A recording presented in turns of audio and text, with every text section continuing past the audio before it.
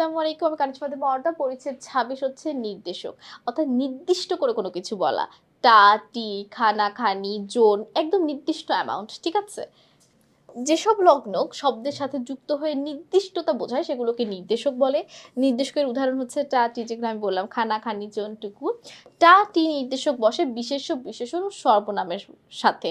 অর্থাৎ এই যে টা, টি এবং এই যে খানা এর আর খানি এই ২ টা একই সাথে মানে একই জায়গায় বসতে পারে।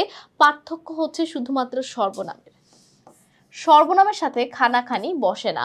বাদবাকি টা, টি, খানাখানি একই বিশেষ্য, বিশেষণের সাথে বসতে পারে। ঠিক আছে? অর্থাৎ আমি যদি যে জায়গায় টা ব্যবহার করতে পারবো সেই জায়গায় খানাও ব্যবহার করতে পারবো বিশেষ্য এবং বিশেষণের ক্ষেত্রে। কিন্তু সর্বনামের ক্ষেত্রে খানাখানি বসে না। যে আমার খানা, তোমার খানা এগুলো হয় না। ঠিক আছে? তাহলে দেখো টা, টি এর রূপভেদ হচ্ছে টো এবং টে। বিশেষ্য ও বিশেষণের সাথে বসে খানাখানি যেটা আমি বললাম। দেখো এখানে কিন্তু সর্বনামটা দেওয়া নেই। জন নির্দেশক ব্যবহার হয় শুধু মানুষের বেলায়, মানুষজন বোঝানোর জন্য। সেই ক্ষেত্রে আবার একটা জিনিস আছে, নির্দেশক সবসময় শব্দের সাথে যুক্ত হয়ে বসে। শব্দের শেষে যে শব্দের সাথে যুক্ত হয়ে বসে।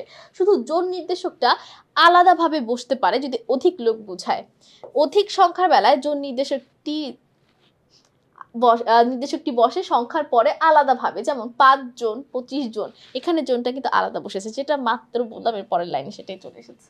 কোনো কিছুর সামান্য অংশ বা অল্প পরিমাণ বোঝায় টুকু নির্দেশক দ্বারা। টুকু নির্দেশক ব্যবহার হয় বিশেষ্য ও বিশেষণের শব্দের সাথে।